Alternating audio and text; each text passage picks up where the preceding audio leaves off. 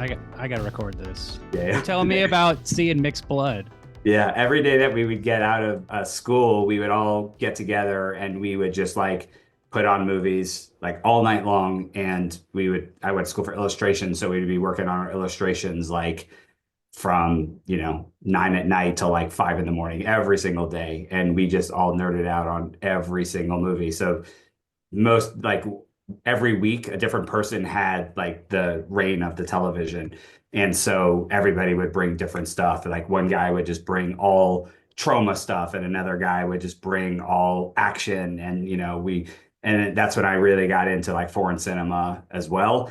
And so we were getting all like the old bootlegs of the original Ring movies and like Happiness of Katasaras and all that kind of stuff.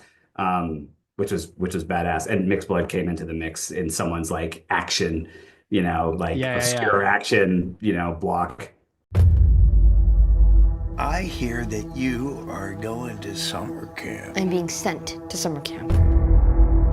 Sweetie, tell your counselors if you have any trouble sleeping, they can get in touch with us. Hey, welcome back, guys. Hey, how are y'all? Welcome. I know you don't understand this, but you need this. And I swear it's gonna be the best summer ever. First year here? Yeah? I can tell. Your file mentioned that you have nightmares sometimes.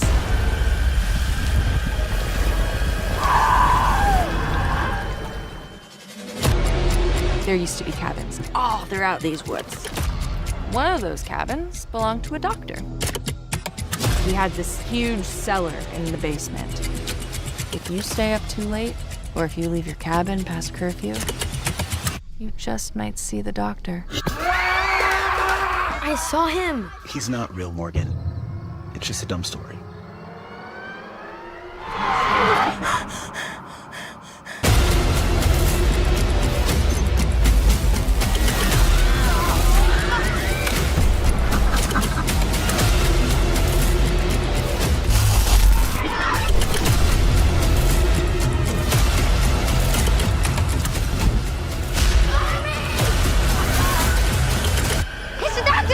He's real.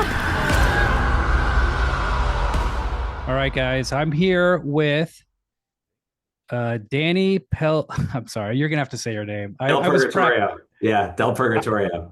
I was practicing. You're the director of the new movie Marshmallow. Yes. And then we're here with the producer. Todd Friedman, how are you? I'm good. I'm excited to talk this movie. I just watched it, and I wasn't sure what to expect. Okay, because this kind of feels like an 80s throwback. But even then, there weren't many movies like this. The first movie that popped in my head while watching this was Sleepaway Camp. Yeah. Because Sleepaway Camp is about young campers, children, but not children, preteen, right? Yep.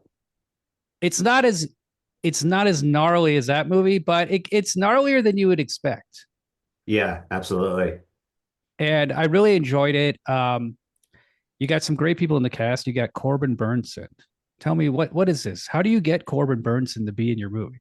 Yeah, Corbin is awesome. I mean, I've been a fan, and I think Todd and I, even before he was on the movie, nerded out about Major League probably a lot. I'm from Cleveland, so it was a huge, just wow moment for me getting Corbin on this film, as you can imagine.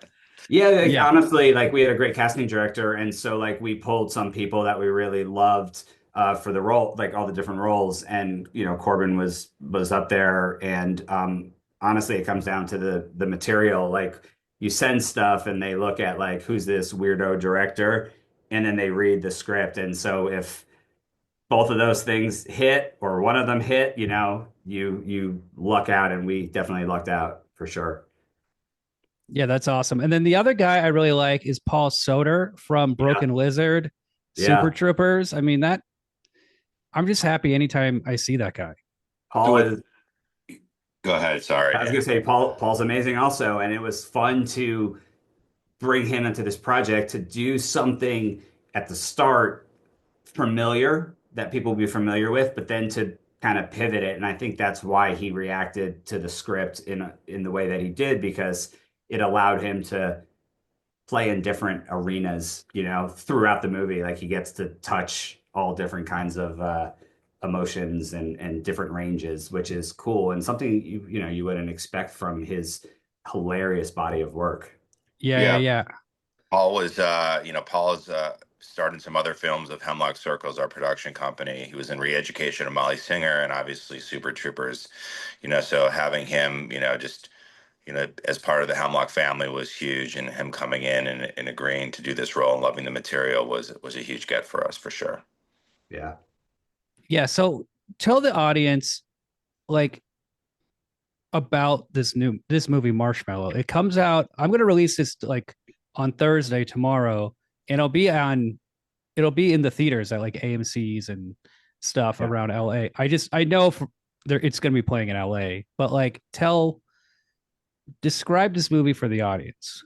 Yeah, Marshmallow is a coming of age sci-fi horror film that plays in the familiar summer camp horror world, but has, we push it a bit with the genres. Like we like to jump genres and we like to jump tone. And I think it's the type of film that, having grown up in the 80s and the 90s, watching these types of movies, I would have loved to see when I was younger.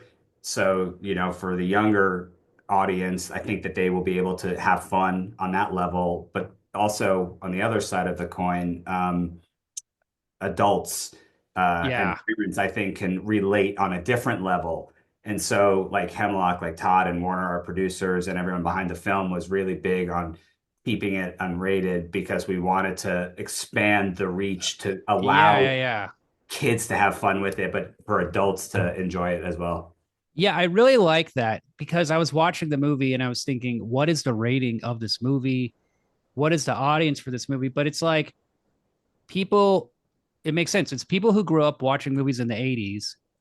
Now they get to watch like not the most messed up movie, but like something a little edgy with their kids. And it's actually like kind of scary. It'll be, I mean, for a kid, I imagine it would be unusual to see someone their age in a movie like this. Yeah. That's it's part slasher, part science fiction.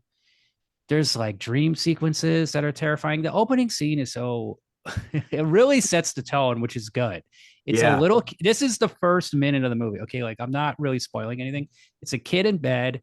He's holding his stomach. He doesn't feel good. There's a giant hole in his stomach and water is shooting out like blood from Nightmare on Elm Street or something. Like a geyser of water is shooting out of, and I'm like, this is a movie about like a 12-year-old. This is awesome because you're making an independent movie and you're doing something that no one is doing. Like no studio would make this. And so you have this this little crevice of it because it's not that messed up, right? This isn't Sleepaway Camp. It's not like you're going to show that to a kid, right? No. But it's in the themes that are heavy. Yeah. And so it's cool. I think it's a really cool thing you guys are doing. And I just want to say like right on, like for doing something different instead of just doing like following a trend. Yeah. Thank you. I mean, this is exactly the ethos of Hemlock, the type of movie that we want to make, a genre movie that doesn't just really push the envelope, but rips the envelope up. And, this was the perfect project for us. Once we got the script and we read it, we were just blown away by it. And then being able to have Danny, who just crushed it as a director in this film, I just can't say enough about him. To have him come on board, he really there's a lot of magic that was made, filming this movie for sure. And you can just tell by the output. Well, it's interesting you said that too, that like no studio would do this type of thing. And for a reason, because like, reading the script, we were all like, shit, we're throwing kids into a crazy scenario. That is, it's a lot really for both the actors and for people that are watching it. But honestly, like everybody like Todd and Warner, the producers, they gave me a lot of rope, and they were like do your Danny thing. And I don't know if that's a good or a bad thing, but they're like, do your Danny thing. And that's cool because they really trusted in the material. And we got to do things that, like you said, probably most people wouldn't allow us to. And honestly, early on, we all just said, all right, like this is a script that's got three very unique parts. It's very heavy on character building. We throw kids into like craziness. And we're just gonna get behind that and do it, you know? Yeah, two other movies it made me think of that I loved when I was a kid were Monster Squad and Yep. Phantasm. Yeah, Like, 100%. because it's like Phantasm, you know, it's the lead character's young. He's 12, 13, right? I mean, and it's pretty scary what's going on. And Yeah. you can watch that movie as an adult. You can watch that movie as a kid. Like this movie, you don't have to be a kid to watch it either. Like No. it's just a movie about children. Yeah. Yeah. And I think that what's exciting and like all the films that we used to love back in the days and some that you just mentioned, they treated children and kid actors as adults. Steven Spielberg did that a lot too. It was like, let's put kids into adult situations and let them respond and act like adults. And that was going into this, that was part of what, when we were casting and talking with all the parents of the actors, like we wanted to treat them like adults and like let them do things that they would, that you would want to see, right? Yeah, And yeah. they grabbed onto that, which was awesome. But then now you have a whole new problem, which is you're making a horror movie with like 20 children. How many how many campers are in this movie? 20 to 25? Backgrounds, we had like 100 plus, and then all of the main kids. Yeah, it was. And they need guardians, right? They need parents or something. Yeah, we all hit it. We all hit it off with like, part of when we were casting, not only were we casting the kids, but like it was really important for me to get on calls with all the parents. So they trusted me and they trusted Todd and Warner, like the team making the film, because we wanted to make sure that everyone was comfortable with what we were doing. And honestly, not only did we form really strong bonds with all of the cast on the film, but with the families behind the camera too. And that was great. Yeah, we still have a group text with all the parents, and especially since it's been close to the movie, and they all showed up at the premiere, and it was just like this big camp family reunion. I mean, on the set, either between the extras or the leads and the supporting, all these kids hung out. They formed these bonds. It really felt like we were in summer camp in a way. Like it was such a fun work atmosphere, and these kids really took these roles seriously, and they worked really hard. But they also had just a blast, and they've made these, formed these bonds and made these memories. So it was great. Yeah. When I was a kid, when I was really young, like 4 or 5, and I would watch the Goonies, I would fantasize about making the Goonies with my friends. Like not just being a Goonie, like the adventures of the Goonies, but I would fantasize about like, oh, I want to be like a child actor and like have all my buddies and we get to like hang out. And I think we all did. I mean, it was like Goonies, Goonies and Indiana Jones, all of that stuff back in the day, like Temple of Doom. I remember going like, I want to get like taken to this Temple of Doom, like as a little kid, like get my heart ripped out. Like that was the cool thing. And we tried to harness that idea for this film. You know what I mean? Yeah. I would like to see this when I was little for sure. It doesn't take much also to make stuff with children disturbing. There's just there's like some shots in this movie where like 12 kids are laying on the ground motionless and you don't know if they're dead. You don't know if they're dying or what. And it's just part of like the movie has a propulsive like flow to it. And you're just going from one area to the next. Kind of like, that Friday the 13th thing when like it turns to night and it's like, it's going down now. Yeah. So you just see all these bodies and you're like, these are dead kids, or maybe they're not, but you don't, like I said, you don't see this very often. No, it was yeah, we put it out there for sure. And yeah, and all the kids were game. You know what I You mean? It's could, like, yeah, all I'm right, sure they yeah, loved it. yeah. Loved it. You want to be dead and lay on the ground by the water? Okay, cool, no problem. Yeah, it was it's kind of emotional too when you're doing it. Like, you're setting up a shot, you don't think about it until you like step back and you're looking through the lens, and then you see it in the film, and then you see it with like the music. Like every step of it, you're just like, oh man, like, and again, as a father, like this stuff hits me in a different way Oh on one yeah. side. So I have like both sides of it, of like the wanting to be a kid, going through, going to camp and enjoying that stuff. And then I also have the dad side, which is another thing, which is cool. What's cool about the script. Yeah, we both have kids this age, and even our stunts were young. I mean, so it definitely hit home for us, as parents as well. Just making the movie and watching it for sure. Yeah. Yeah, I was thinking like, oh, you cast a 12-year-old or 13-year-old. What if their voice just cracked one day or something? Like, Yeah.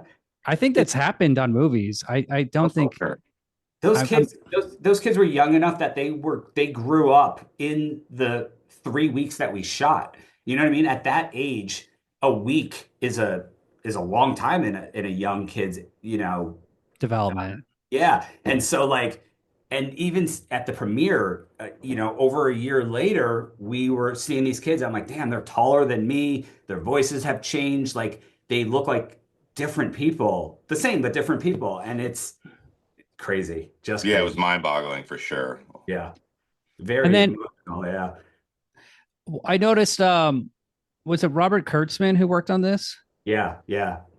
Bob from is, K and B Effects, a yeah, legendary makeup guy? yeah. Bob and Marcy both worked on the effects, and they did all the hair and makeup. And I still work very, very hard not to be nerding out around Bob every time I see him. But yeah, it was an honor to work with him. He's done everything that we all grew up loving. And it's always cool to have different perspectives from different departments bring in their ideas to a project, and it's special because everybody puts something into it. And Bob, he's a genius when it comes to a lot of this stuff. So yeah, it was Yeah, lucky is an understatement saying that we were able to work with him. It was just yeah. I got to share an Airbnb with him and our other producer Warner, so, and Marcy, his wife, who also worked on the film. And every night we'd like wrap up super late. We'd go to Taco Bell because that was the only thing open. I ate way too much Taco Bell. And then we'd go back to the Airbnb and we would sit by the fire out back and just like talk shop and just talk about stuff, all different kinds of stuff, different movies. And it was really cool because it like wrapped the night up, and then I would go to sleep and I'd wake up and it would be like a new energy for the next day. And I really feel that like it just like the vibe and the tone just constantly was like circling and was always building, and like everything was that happened like led to the next thing, and that was always like my nightcap, and how it would get me prepared for the next day. It was really cool. Yeah, I'm curious. Like, this is your first feature-length film directing, Yeah, yeah, yeah, and you had made shorts. yep, And what is it like to be working? You said 3 weeks, just yeah, nonstop on a project like this. Are you, because you're an illustrator, you said, an yeah, animator. yep. Normally you have so much control, and then now you're just in this like you're like a general of an army. Yeah, it's interesting because I remember one day on set when we were doing like pre-production before we started shooting, I was like standing like in the front of this camp, and I was like kind of looking around, and our AD walked up and he's like, "What's going on?" I'm like, I feel like I need to be like building something or doing something right now. And he said to me, which was a great piece of advice, he goes, listen, there's tons of people here. They're going to come, they're going to bust their ass, and you're going to be working on this project for like 2 years. You know what I mean? He's like, take this time right now to collect yourself and get yourself together, because when it goes, it's not going to stop. And it was very true. But as a director and an artist, like the goal is to surround yourself with people that are better than you on every aspect. And I was fortunate enough that from Warner and Todd as producers to everybody that worked on the film in front and behind the camera were really, really good. Everyone had great ideas and it was a very collaborative thing. So like I'm just steering the ship and I love collaboration and I love working with people. So it honestly it doesn't feel like a job, Mhm. and I like constantly am like, I wish I could do that like right now. Like I loved every minute of it. I cherished every minute of it. And just like looking at the actors, like find moments and scenes and looking at the cast, like blacking out a cabin and like climbing trees and jumping in the water and popping out of bushes and whatever. Like it was just very special. And that's the kind of thing where you're just like, damn, got to do this again, like ASAP. Yeah, that's awesome. I can imagine. I mean, it's like it finally, you've been thinking about it for so long, and then Yeah. now you get to do it. Like, did this come together very quickly?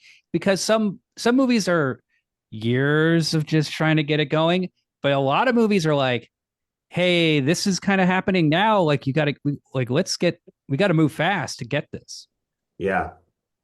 I Todd. think that it was, once we got the script, and we started trying to raise the financial aspect of it, which was always tough to do as an independent film producer, and we luckily were able to do that. And once we got momentum going with the film, it went quick. Yeah. And it was one of those things where just like, this script is so good, it just has to happen, and we just Like, scraped and made it happen. I've worked on some TV shows. I don't think people understand how last minute you could be casting a role. Yeah, oh yeah, you're working on, you're casting on set sometimes. You're shooting and you're Yeah. casting the person for the next day or the day after, Yeah. right? 100%. Yeah, because it's a massive game of Tetris, right? You're constantly moving pieces around, and it's like schedules of shooting, of crew, of cast, like all of these pieces have to line up. And if one thing doesn't work, it throws everything off. So like, yeah, there's a lot of stuff. But like Todd mentioned, it went quick. Like I got the script from Warner, our other producer. I read it. I was like, oh, this is great. We talked. I got to meet Todd. I knew Warner. I met Andy, the writer. We all hit it off. And then I remember like less than a month later, Warner's like, hey, you good to start going location scouting? I was like, oh, okay, cool. And then like we went and looked at the location and then we're like, great, we're going to shoot in like a month and a half. It was like, it happened really, really quick. Yeah, Yeah. it happens fast. And I think that's because you watch like movies your whole life and you think like, okay, well, Stanley Kubrick did it the best. He's the most, Yep. it takes the longest time and everything is perfect. And that's what you're supposed to do. And then it's like, what are you talking about? No one does that. Movies are made very quickly. They're like, Especially now with the sort of the landscape of how movies are, consumed and how much stuff is out there. It's, I've had projects that I've worked on and it would be years and years and years. And it's like, yes, we're finally making it. And then the next thing you know, you're not making it. And I think that like when something hits, you got to ride it. Like, yeah, you can't question it. And like Todd and Warner were really great at that because they were like, we like the script, like we got to make it, and they just like boom, they jumped into it like and made all of those pieces like take off. Yeah, I mean, as a producer, the best, at least for me, the best part of making a movie, obviously, aside from the process and the finished product, is once you find out that it's actually going to go, that feeling, knowing that, wow, this is going to happen. Just even though it's a fleeting feeling, you work so hard to try to get this thing done, and knowing that it finally is going to happen, it's a great feeling. So once that happened, we just wanted to ride that momentum and get this thing done. We did. I guess it all depends on the fact that you have a script that you like, right? Yeah. Because then you kind of know, all right, I know how to shoot this scene. I understand the point of this scene. I understand what our lead actor has to go through. Yeah. And I really like the tone of this movie because it's not like jokey. You know what I mean? It doesn't have this like, oh, it's the 80s, like we're doing an 80s thing or something. Like Yep. you're I don't know how to say it. Like you just treated it like it's a movie about kids. It's not like a goofy movie or something. Like it's a very like obviously um not bizarre, but like it's a science fiction movie. So the fact that you ground it emotionally at the beginning with the stuff with Yeah. the grandpa Yeah. really makes it work. Um, It's immersive too, which I like. It's like it almost feels like it's like a slight like you're getting put into the slice of somebody's life, like as a a person in the scene, which is exciting. mhm. Yeah, and I think, the emotion, the tone of the film is driven by, our character, Q, like Morgan, the character in the movie. Like, you got to live with this kid and you have to feel what he's feeling and go through some shit before anything else can happen. Because when that stuff happens, it doesn't mean anything unless you were living in his shoes. So yeah, So let me ask you, like, it's coming out this weekend theatrically. yeah, What other distribution, like when can people watch, like stream it, get on yeah. VOD, etc.? Like, what's all that? What's the Well, the plan? good thing is it's coming to like lots of theaters. Like we're in like every major market right now, and hopefully that will continue to build. So, I'm in Chicago, and I'm excited. Like a bunch of people in the area are going to Chicago. It's all over, and then we have streaming stuff set up. Yeah, Todd, you want to talk to? Yeah, Yeah, so it's in about close to 100 theaters, all the major markets, and we're hoping for more. I mean, obviously, with how well, which is obviously amazing news, the Yeah. Minecraft is doing limits us, but it's the fact that people are coming to theaters is awesome. So it's going to be in about 100 theaters in the major markets for the next 2 weeks, maybe more depending on how it does. So word of mouth is obviously huge. Um, and then in June, it's going to be on most of the distribution, streaming platforms, and we'll definitely be giving updates based on that. But hopefully, we can get a good theater push and have people come and see it and review it. Yeah. Yeah, I love this new era we're in where you can get a movie like this in 100 theaters. Um, Obviously, like those Terrifier movies were a Yeah. big deal. Yep. Like it was so hard to see a horror movie in the 90s. Before Scream, it was really hard. Like Yeah. And they just didn't. especially now with like how you can get your content. It's we know it's less and less that are going into theaters. So while it's tough times right now for an independent movie going against Minecraft, it's great that people are going to the movies again. And independent movies, especially in theaters, is huge, whether it's our film or someone else's. And I love that so much. It's a dream come Yeah, true. I have a AMC A-list pass. I go once or twice a week, and like people go to horror movies. Horror Yep. movie fans will give you a chance, and Oh yeah. and they'll just see anything, and they'll go for it. That's Yeah. all we ask for. That's all we ask for is that chance for sure. So they're the best. It's the best demographic to have. I agree. They're Smartest, the most loyal, 100%. diehard fans for sure. Like we world premiered our film at Panic Fest, which is just a huge genre festival of horror film lover and genre Yeah. lover. And it was amazing. It was an amazing testing ground for us too, because no one had saw the movie. So to go to a festival like that with diehard fans of this type of genre filmmaking is great. Awesome. Well, everybody go see the new movie Marshmallow. I keep wanting to say Marshmallow. Marshmallow. You know what I mean? Everybody says it differently, and it and spells it differently too, which is great. So we should like collect and tag every different spelling of the word marshmallow to just link people to our film. But yeah, thanks a lot, guys. This was fun. Yeah, thank you so much. Thanks so much for watching. Appreciate it. Yeah, absolutely. Thank you. All right, bye.